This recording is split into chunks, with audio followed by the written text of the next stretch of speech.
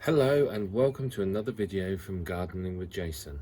Today we're going to talk about the sort of things that you can plant at home. Now obviously most of us aren't going to be able to get outside, we can't do things, and we're feeling a bit sort of trapped in the house, so we're not allowed to go to allotments in some areas, and we want to get planting. So what can we do? Well, I wanted to show you a few things that you could get on with today at home and give you some ideas of what can be done in your garden. I mean, I don't have the largest garden in the world. There's certainly very little soil and no grass, but there's still things I can grow in these handy containers. I've got quite a lot of these pots. There's another pile of them. If we look over there, I've got another big pile of them. They're great for growing tomatoes in. But what I wanted to show you first is that is my horseradish. I planted horseradish earlier in the year, and I thought, oh, that's quite exciting, I'll give it a go. Never grown it before. I've got a spot on the allotment where I can put it in the ground. It's very invasive, so you do need to be careful where you're going to plant it. But I thought, no, I've got an idea. I'll start it off in a container at home. As you can see, it's a reasonably sized container, so that should give it a good chance to get going and established, and then I can put it in the ground at my allotment at a later date. But I noticed the other day the first little shoot is coming through, so let's just move that out of the way. We'll go down here, put it next to our greenhouses. As I said, I don't have the hugest amount of space, but we've got a couple of little plastic greenhouses in the garden which I use, and you can see in that one there's some seeds already started. Unfortunately, in all the storms, this one's had a bit of damage, so anything I put in here needs to be a little bit more frost hardy and a bit more less tender. We're still getting frosts. Yesterday there was a frost here and I had to scrape the car in the morning, so need to be a bit careful about that. So what could we do? Well, I've got this container here. Let me just grab that. This is a container that I grew tomatoes in last year. I've been meaning to sort of put the soil on my compost, not got round to it, as you can see. So what I was planning on doing was just loosening it up a little. I've got some liquid feed somewhere that I'll put on afterwards, but what I wanted to do is should just break it up a little. Obviously it's been compacted where it's been sat over winter. The soil has got vermiculite in it, which obviously helps with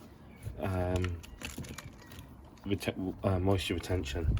So let's just move that to the middle, turn it down slightly, not too hard, and then I thought, right, well, what can I plant in this? What about some radishes? We all love radishes, don't we? Very easy to plant, so just flatten out the soil, and then we'll get the seeds out.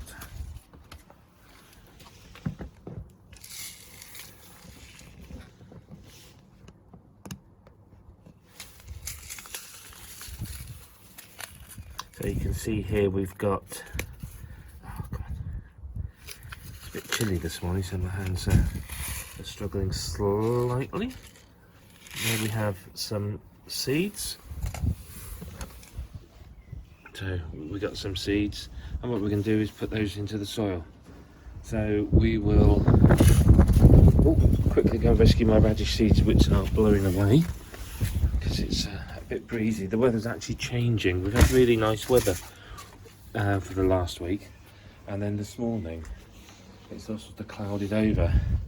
So right, I'm going to use my patented pen dipper.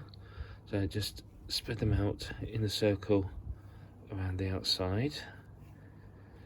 I'm not going to I don't want to have to thin these out, you see, so I'm going to plant them one seed at a time in the holes.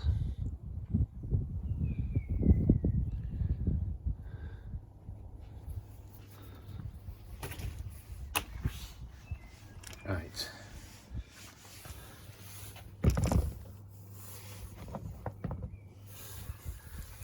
And then I'm just going to pop one seed, oops, per hole.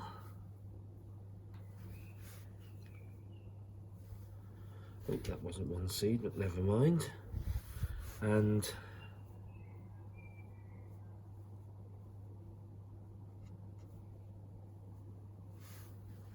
almost done.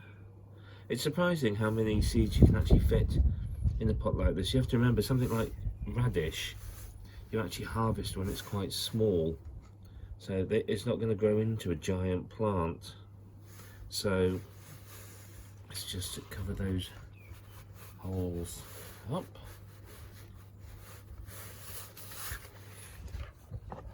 And there we have one pot with some radishes in. Now I need to label them. I'll have to go and find my labels, and I'll put the label in there just to remind me, because I've got lots of pots that look very similar, and knowing me, I will completely forget what I planted in there. Oh, there's a label. Now radishes are quite hardy, so I don't need to put them in the greenhouse, but what I will do is, do you like my watering can? I've had it a long time. I'll just give it a quick water in,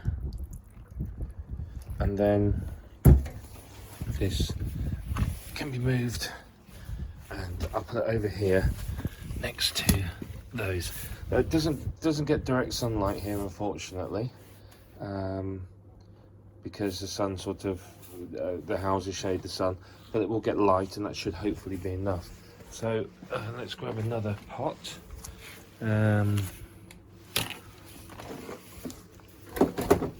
Yeah, these two will do. And then again, all these are going to have a good liquid feed, and I've got some poultry manure that I'm going to put on the top of them in a little while as well, because obviously that's going to help them get a few extra nutrients. So just breaking up the soil a little. So you can see this one's a little drier. This might be a really good one to replant my lavender in, because what I did the other year is I actually took some lavender cuttings, and shocking to me, because I wasn't expecting it, some of them actually survived. And the trouble is, oh dear, it's horrible. Trouble is the pots they're in, the soil's a little bit too moist. Lavender likes quite a dry soil, so the lavender plants are going to go into that one. But don't despair. Here's one I prepared earlier in true fashion, British fashion. There you are. Right, let's just break that up slightly again. Now,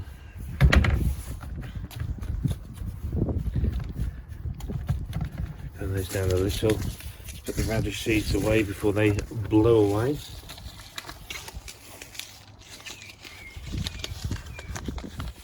Let's stick them in the pot there. Let's do this one. Now, this is a salad leaf mix. The great thing about these is these are cut and come again. So you basically plant them and then replant them time and time again. So they're really, you plant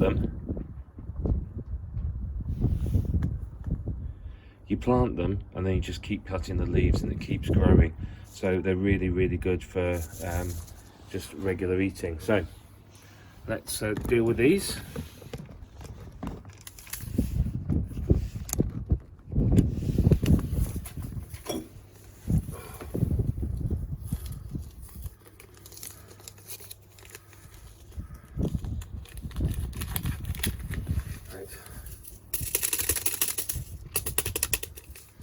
Most of you will know that getting into lettuce, any packets of seeds is really, really difficult. So what we're going to do is, I don't know if you can see in there. They're all sorts of weird and wonderful shapes. So there's obviously quite a nice mixture in here. What I'm going to do with these is just gently scatter them over the surface. Again, these are going to be a cut and come again crop, so I'm not too worried about spacing. I don't want to put too many in. Let me just go and grab my bucket of compost. Down here we have, in fact we won't use that because that's a bit on the wet side. We'll use this. Unfortunately, with all the winter rain we had, my compost got slightly wet, and the result is I'm still trying to dry the stuff out. So let's just loosen that up, and then what I want to do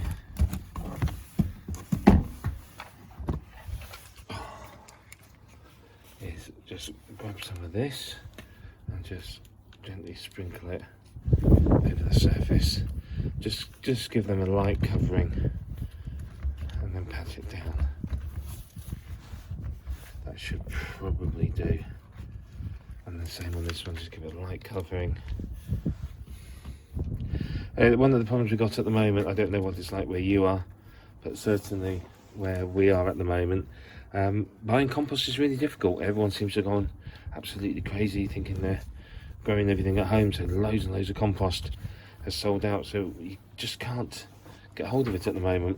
So that's why we're reusing what we have here rather than going out to buy new stuff, because you just can't get hold of the new stuff at the moment. So again, we'll label those up, and then those are going to go in the greenhouse. Right, the last one I'm going to plant, if you can see in there, is a salad bowl lettuce. I'll just show you the packet. So it's just a mixed salad bowl. Again, it's a cut and come again crop. So I'm going to do the same. I've just prepared a pot, so we're just going to scatter some of these over the top. Not too worried about spacing because as I said, we're cutting and coming again. So all we're gonna do is keep trimming them. So we've got quite a bit in there where hopefully get some vigorous growth and some good some good growing. So just again, I'm just going to firm them down. These should be okay, just mixed up on the surface like this. That should do. And then those two are going to be put into the little greenhouse, and you can see if I go over here, there's the two I prepared earlier, and whilst I was off camera I just repotted some of those into the other soil as well. So hopefully they've got quite a nice root system on them. Hopefully they can establish themselves, because I wanted the lavender as companion plants, so I want to put it around my apple trees and other trees around the allotment, because they are quite good for attracting in beneficial insects. Just put a little bit of water on that poor rose. That rose is going to get planted in the soil. So, but already it's only sort of end of March. That one seems okay, but my other roses have got a green fly already, so they don't seem to be wasting any time this year. Those have been watered. It's got a capillary mat underneath, so they should be okay. But the weather's now changing. You can see we've gone from beautiful blue sky to sort of nice big dark clouds, so they'll be coming over. There's a good chance, I imagine, of potential rain later, so I'm going to make this the last one I do, and then I'm heading in. But that's just one of the things we can do at home, and I'm going to do more videos about things you can get on with at home in your garden, and hopefully keep you amused and keep everything looking fantastic. Any questions, drop me a line. If you go through my website, gardeningwithjason.com, you can contact me through there, or via any of my social media accounts. I'm at Allotment Owner on Twitter and Instagram. Always happy to hear from anyone. So have a great day, stay safe, and let me know what you're up to in your garden.